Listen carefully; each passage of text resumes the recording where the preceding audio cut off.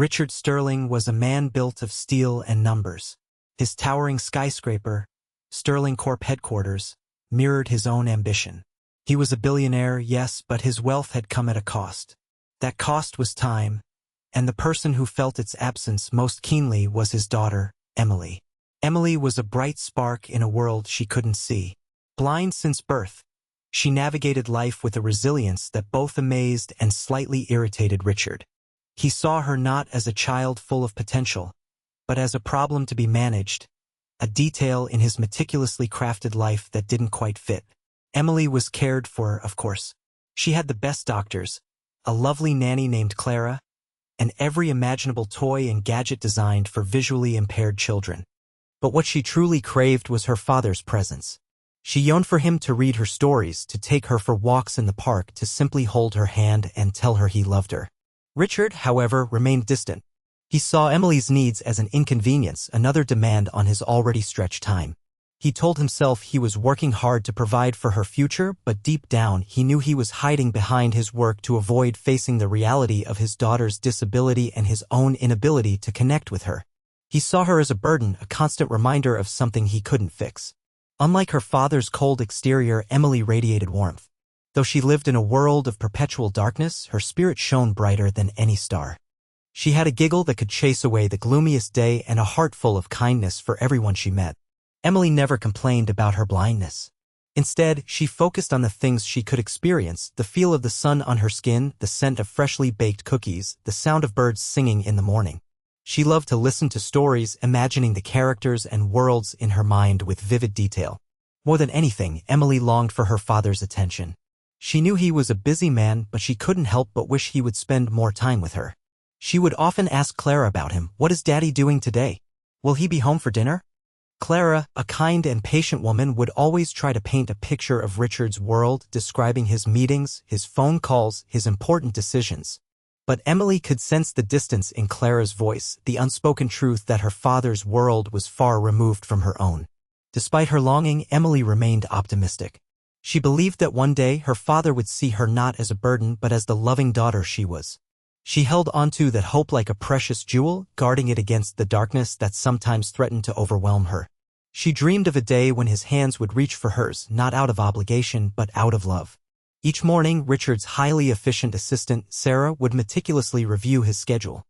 Amidst board meetings, transatlantic calls, and power lunches, one entry stood out: 3 p.m., Emily's park visit. It was a recurring appointment, a reminder of his paternal responsibilities, but one that he consistently failed to honor. Sarah dutifully arranged for Clara to take Emily to Central Park every afternoon. She ensured the route was safe, the bench was clean, and that Emily had everything she needed: sunscreen, water, and her favorite stuffed animal, a floppy-eared bunny named Benjamin. Sarah even pre-ordered special sensory-friendly snacks. Richard, however, was always too busy. A last-minute deal needed closing, a crucial investor demanded his attention, or a sudden crisis required his immediate intervention. There was always a reason, always an excuse. He would offer a fleeting apology to Clara, promising to make it up to Emily later, a promise he rarely kept. He justified his absence by telling himself that Emily was well cared for. Clara was wonderful, the park was safe, and Emily seemed happy enough. He convinced himself that his work was ultimately for her benefit, that he was building a secure future for her. But deep down, Richard knew he was lying to himself. He was missing out on precious moments with his daughter, moments that he could never get back.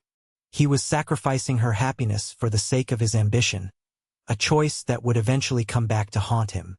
The park visits, meant to foster connection, became just another scheduled event, meticulously planned but devoid of his presence. Just beyond the tranquil haven of Central Park, the city roared with activity. A new skyscraper was taking shape, its steel skeleton reaching for the sky, a testament to human ambition and ingenuity. Amidst the cacophony of construction, a different kind of story was unfolding. Marcus was a man of quiet strength and unwavering integrity. He worked as a construction worker, his hands calloused and strong, his brow often furrowed in concentration.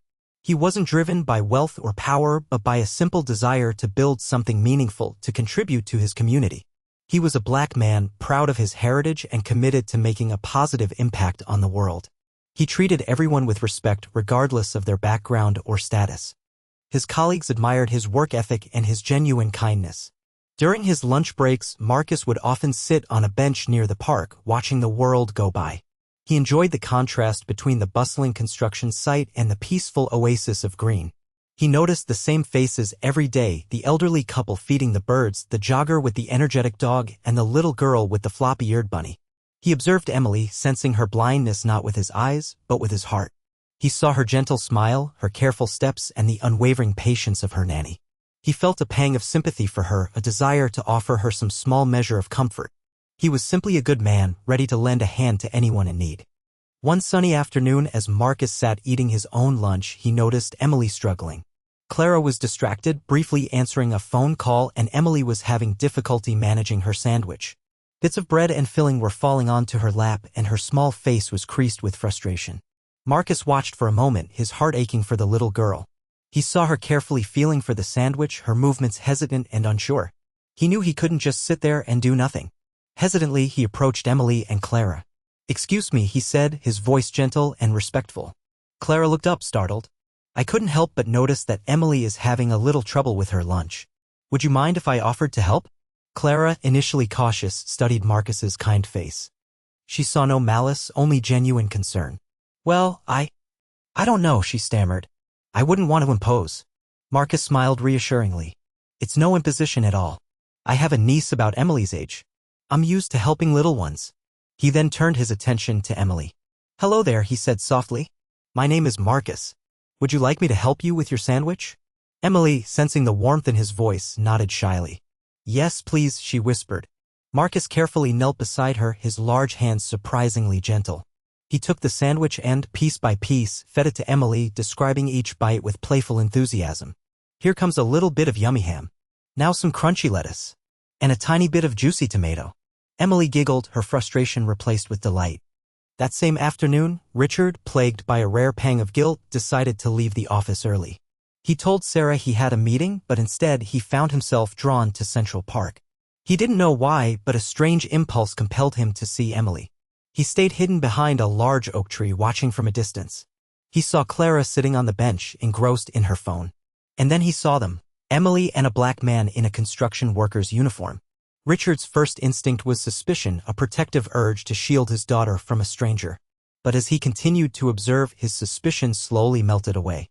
He watched as the man, Marcus, gently fed Emily, his movements tender and patient. He listened to their conversation, Marcus's voice warm and engaging, Emily's laughter light and carefree. Marcus wasn't just feeding her, he was describing the world around them, painting vivid pictures with his words. He spoke of the colorful flowers in the garden, the fluffy clouds in the sky, the playful squirrels chasing each other up the trees. Richard was mesmerized. He had never seen Emily so happy, so engaged. He realized with a sharp pang of shame that he had never taken the time to connect with her in this way, to truly see her and understand her world. He felt a knot of guilt tighten in his stomach. He was witnessing a simple act of kindness, a profound connection between two unlikely individuals, and he was nothing more than a distant observer. He realized he was missing out on something truly special. The contrast was stark and brutal. Richard, a man of immense wealth and power, had consistently failed to provide his daughter with the simplest of things, his time, his attention, his love. He had outsourced her care, delegating his parental responsibilities to others. And here was Marcus, a man of modest means, giving Emily something priceless, his genuine compassion. He wasn't obligated to help her, he did it out of the goodness of his heart. He saw her not as a burden but as a human being deserving of kindness and respect. Richard was shocked by Marcus's empathy. He had always believed that success was measured in dollars and cents, in deals closed and profits earned. But now he was witnessing a different kind of success, a success measured in human connection and selfless giving. He felt a wave of shame wash over him, a profound realization of his own shortcomings as a father. He had been so focused on building his empire that he had neglected the most important person in his life. He had allowed his ambition to blind him to Emily's needs, to her longing for his love. The image of Marcus gently feeding Emily, his face radiating warmth and kindness, was seared into Richard's mind. It was a mirror reflecting his own coldness, his own neglect. He knew in that moment that he had to change, that he couldn't continue down this path of self-absorption and indifference. He had to become the father Emily deserved, the father she needed. He had to learn from Marcus. Richard couldn't shake the image of Marcus and Emily from his mind. He found himself increasingly restless, unable to focus on his work. The deals that once thrilled him now seemed hollow and meaningless. For the next several days, Richard continued his secret observations. He made excuses to leave the office early, always finding a reason to be near Central Park around 3 p.m. He watched from a distance, hidden behind trees or park benches, as Marcus and Emily interacted. He saw Marcus teaching Emily to identify different bird songs, carefully mimicking the calls himself. He watched them build a small tower of pebbles, Marcus patiently guiding Emily's hands. He listened as Marcus read her stories, using different voices for each character, bringing the tales to life in a way Richard never had. Each interaction deepened Richard's guilt. He saw the joy in Emily's face, the genuine connection she shared with Marcus. He realized that he had been so blind, so consumed by his own ambition, that he had missed out on these simple yet profound moments. The weight of his neglect grew heavier with each passing day. He felt like a fraud, a failure as a father. He knew he couldn't continue to stand on the sidelines, watching someone else provide the love and attention that Emily deserved from him. He knew he had to do something, but he didn't know where to start. The fear of rejection, of not being able to connect with his own daughter, paralyzed him. He knew a change was needed, but initiating it felt impossible. Richard, driven by a desperate need to understand Marcus, decided to use his resources to learn more about him. He discreetly hired a private investigator, instructing them to uncover everything they could about the construction worker. The investigator's report confirmed what Richard already suspected: Marcus was an exceptional man. Beyond his demanding job, he dedicated his free time to selfless volunteer work in the community. He volunteered at a local soup kitchen, serving meals to the homeless and less fortunate. He mentored at-risk youth, providing guidance and support to help them stay in school and avoid trouble. He even organized community cleanup events, inspiring others to take pride in their neighborhood. Richard was astounded. Marcus, who had so little in terms of material wealth, gave so much of himself to others. It was a stark contrast to Richard's own life, which was characterized by relentless self-pursuit and a focus on accumulating more and more wealth. He learned that Marcus was deeply involved in his church, helping with various outreach programs. He discovered that Marcus had lost his parents at a young age and had been raised by his grandmother, who instilled in him a strong sense of compassion and social responsibility. The more Richard learned about Marcus, the more humbled he became. He realized that Marcus possessed a quality that he himself desperately lacked: a genuine desire to make a positive difference in the world. He saw that Marcus's actions stemmed from a deep wellspring of empathy and a commitment to serving others. It was another painful reminder of Richard's own shortcomings. The information about Marcus served as a harsh mirror, forcing Richard to confront the coldness that had consumed him. He sat alone in his penthouse apartment, the city lights twinkling below, a symbol of his material success, yet he felt utterly empty. He realized that he had spent his entire life chasing wealth and power, believing that they were the keys to happiness. But now he understood that he had been chasing the wrong things. He had sacrificed his relationships, his values, and ultimately, his daughter's happiness on the altar of ambition. He thought about Emily, her sweet smile, her unwavering optimism despite her blindness. He thought about the countless opportunities he had missed to connect with her, to share her joys and ease her sorrows. He realized that he had been so focused on providing for her future that he had neglected her present. The truth was undeniable: he had prioritized wealth over his daughter's happiness. He had allowed his ambition to blind him to her needs, to her longing for his love and attention. He had treated her as a project to be managed rather than a daughter to be cherished. The weight of his actions pressed down on him, suffocating him with guilt and regret. He knew he couldn't undo the past, but he could change the future. He could choose to prioritize Emily's happiness, to become the father she deserved. He resolved to break free from the chains of his self-imposed isolation and embrace a new path, a path guided by compassion, connection, and above all, love for his daughter. He knew it wouldn't be easy, but he was finally ready to try. The next afternoon, Richard found himself back in Central Park. He had rehearsed what he wanted to say 100 times, but the words still felt clumsy and inadequate. He was terrified of rejection, of revealing his years of neglect and inadequacy. He spotted Marcus and Emily sitting on their usual bench, Emily giggling at something Marcus had said. Taking a deep breath, Richard straightened his tie and approached them, his heart pounding in his chest. "Excuse me," he said, his voice wavering slightly. Marcus and Emily looked up, surprised. Clara, who was nearby, tensed, her eyes narrowed with suspicion. I hope I'm not interrupting, Richard stammered, feeling utterly foolish. My name is Richard Sterling. He paused, realizing how impersonal and cold that sounded. I'm Emily's father. Emily's face lit up. Daddy, she exclaimed, her voice filled with a mixture of surprise and delight. She reached out her hand, searching for him. Richard knelt down beside her, taking her small hand in his. His touch was hesitant, unsure. Hello, Emily, he said softly, his voice thick with emotion. It's so good to finally meet you properly. He turned to Marcus, extending his hand. I wanted to thank you, he said, his voice filled with gratitude. For being so kind to my daughter. He felt awkward, like an imposter in his own life. This was all so new to him. He was accustomed to boardrooms and negotiations, not heartfelt interactions. He knew this was just the first step, but it was a monumental one. Marcus was indeed surprised. He hadn't expected Emily's father to suddenly appear, especially not a man who looked like he belonged on the cover of a magazine. The sharp suit, the expensive watch, the air of quiet authority, everything about Richard screamed wealth and power. But Marcus was a good judge of character. He looked into Richard's eyes and saw something beyond the polished exterior, genuine remorse. He saw the pain, the regret, and the desperate desire to connect with his daughter. He shook Richard's hand firmly, his grip strong and steady. It's a pleasure to meet you, Mr. Sterling, he said, his voice calm and respectful. Emily is a delightful young lady. I've enjoyed spending time with her. He could sense the awkwardness radiating from Richard, the discomfort of a man unaccustomed to vulnerability. But he also sensed his sincerity. Marcus decided to treat Richard with the same kindness and understanding he had shown Emily. Please call me Richard, Richard said, managing a weak smile. He was relieved by Marcus's acceptance, by his lack of judgment. Marcus nodded.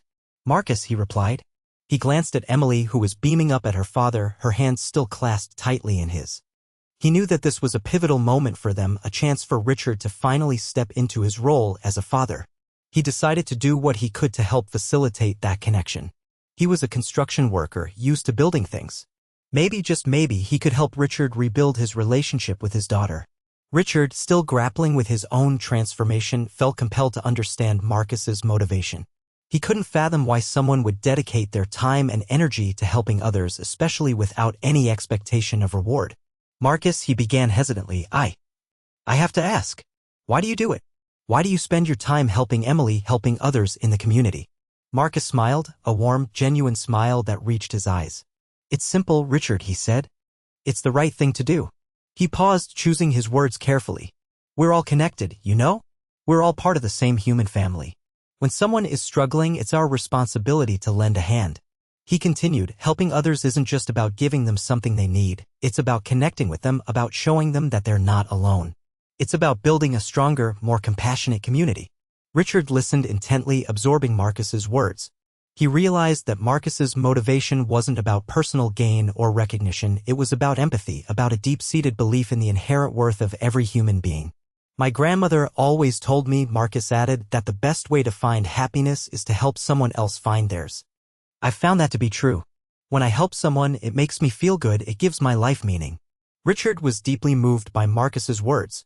He realized that he had been so focused on his own success that he had forgotten about the importance of human connection, of giving back to the community. He had a lot to learn. He knew that his journey towards becoming a better father, a better person, had just begun. He hoped he was up to the task. Richard was determined to make up for lost time. He cleared his schedule, canceled meetings, and rearranged his priorities. He wanted to spend every waking moment with Emily, to immerse himself in her world and finally become the father she deserved. But connecting with Emily proved more challenging than he anticipated. He was awkward and unsure, struggling to find the right words, the right activities. He tried reading her stories, but his voice was monotone and unenthusiastic. He took her to the zoo, but he didn't know how to describe the animals in a way that she could truly appreciate. Emily, despite her initial excitement, sensed his discomfort. She could feel the tension in his touch, the forced enthusiasm in his voice. She tried her best to engage, but it was clear that something was missing. Richard felt frustrated and discouraged. He had expected their connection to be instant, effortless. He hadn't realized how much damage his years of neglect had caused, how difficult it would be to bridge the gap between them. He found himself relying heavily on Clara, asking her for advice, seeking her approval. Clara was patient and supportive, but she couldn't fill the void that only he could fill. He realized that he couldn't simply buy his way into Emily's heart, he had to earn it, one small step at a time. He felt like he was failing, but he knew he couldn't give up. He had to keep trying for Emily's sake and for his own. The road to redemption was proving to be longer and more difficult than he had imagined. Seeing Richard's struggles, Marcus offered his help. He understood that Richard was trying, but he lacked the knowledge and experience to connect with Emily on her terms. "Richard," Marcus said gently, "I can see you're trying hard, but maybe you're focusing too much on what Emily can't do, instead of what she can do." He explained, "Emily experiences the world differently. She relies on her other senses. Touch, smell, hearing, taste. You need to engage those senses to truly connect with her." Marcus suggested that Richard try describing things in detail, focusing on textures, sounds, and smells. Instead of saying, "Look at that flower," say, "Feel the soft petals of this flower. Smell its sweet fragrance." Help her create a picture in her mind using her other senses. He also advised Richard to listen more and talk less. Ask her questions about how things feel, how they sound, how they smell. Let her guide the conversation. She has a rich inner world, you just need to learn how to access it. Richard listened intently, absorbing Marcus's wisdom. He realized that he had been approaching this situation from his own perspective, assuming that Emily experienced the world the same way he did. He had been so focused on her blindness that he had overlooked her other senses. He was grateful for Marcus's guidance, for his willingness to share his insights. He knew that he still had a long way to go, but with Marcus's help, he felt like he was finally on the right track. He was ready to learn, to adapt, to become the father Emily needed. Richard took Marcus's advice to heart. He started small, choosing one of Emily's favorite books and rereading it, this time focusing on the sensory details.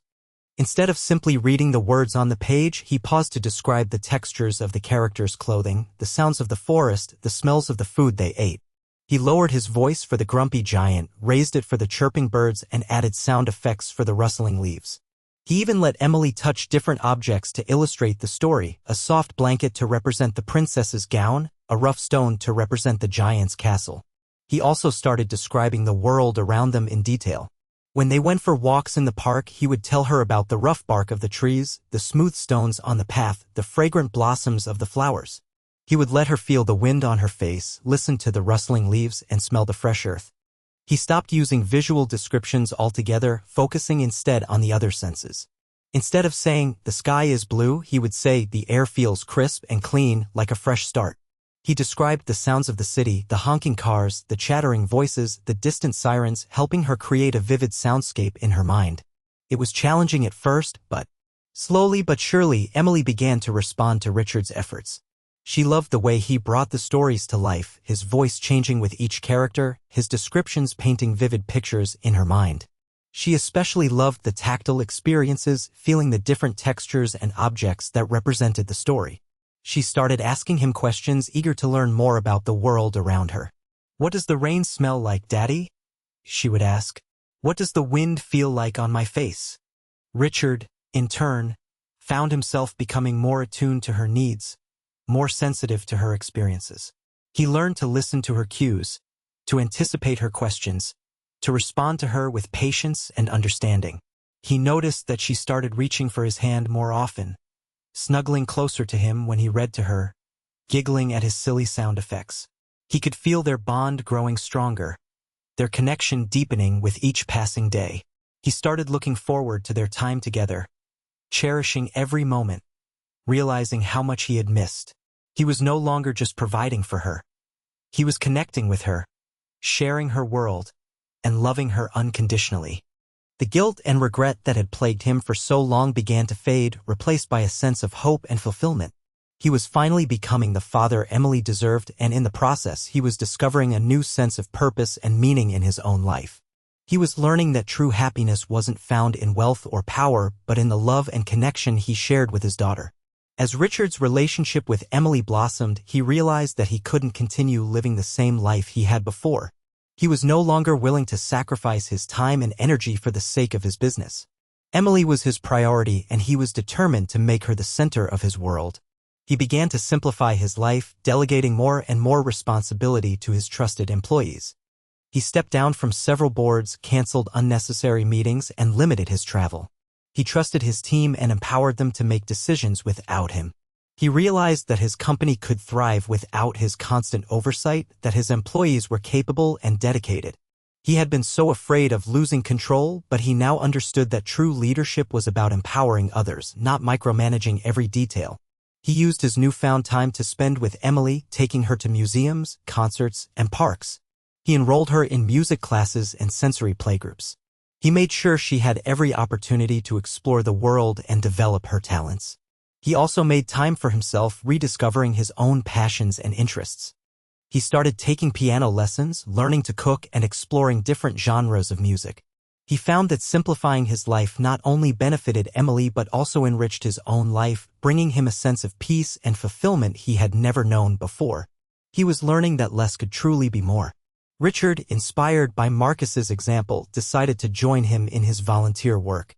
He wanted to experience firsthand the joy of helping others, to contribute to his community, and to learn from Marcus's selfless dedication. He started by volunteering at the local soup kitchen, working alongside Marcus to serve meals to the homeless and less fortunate. He was initially hesitant and unsure, feeling out of place among the people he had once overlooked. But Marcus guided him, showing him how to connect with the people he was serving, how to listen to their stories, how to offer them a moment of kindness and compassion. He learned that even a small act of kindness could make a big difference in someone's life. He also joined Marcus in mentoring at-risk youth, sharing his own experiences and offering them guidance and support. He was surprised to discover how much he enjoyed working with the young people, how rewarding it was to see them grow and develop. He found that volunteering alongside Marcus not only benefited the community but also strengthened their friendship. He learned from Marcus's humility, his empathy, and his unwavering commitment to serving others. He realized that true leadership wasn't about wealth or power, but about using one's resources to make a positive impact on the world. He was finally understanding the true meaning of success. He was learning from the best. Richard knew that he had to publicly acknowledge the profound impact Marcus had had on his life. He wanted the world to know about Marcus's kindness, his compassion, and his unwavering commitment to serving others. He organized a press conference, inviting members of the media, community leaders, and representatives from various charities. He stood on the stage, Emily by his side, and spoke from the heart. He shared his story, his years of neglect, his transformative encounter with Marcus, and his newfound appreciation for the importance of human connection. He spoke of his shame, his regret, and his determination to make amends. He then turned to Marcus, who was standing in the audience, and publicly thanked him for his kindness, his guidance, and his friendship. He acknowledged that Marcus had not only changed his life but had also shown him the true meaning of success. To honor Marcus's legacy, Richard announced the establishment of the Marcus Williams Foundation, a charitable organization dedicated to supporting visually impaired children. The foundation would provide resources. Years passed. Richard, Emily, and Marcus remained close friends, their bond strengthened by shared experiences and mutual respect. Richard continued to dedicate his time to Emily and to the Marcus Williams Foundation, ensuring that visually impaired children had access to the resources and support they needed. Emily blossomed into a confident and independent young woman, pursuing her passion for music and inspiring others with her unwavering optimism. She often volunteered at the foundation, sharing her story and encouraging other children to embrace their abilities. Richard and Marcus continued to volunteer together, working side by side to build a stronger, more compassionate community. They often joked about how an unlikely friendship had blossomed in Central Park, a testament to the transformative power of compassion and connection. Richard never forgot the lessons he had learned from Marcus, the importance of empathy, humility, and selfless service. He continued to prioritize relationships over wealth, connection over power, and love over everything else. The story of Richard, Emily, and Marcus became a symbol of hope and inspiration, a reminder that even the most hardened hearts can be transformed by kindness and that true happiness is found in giving back to others. It was a story about how one man's simple act of compassion had changed a billionaire's life forever, proving that love and connection are the greatest treasures of all.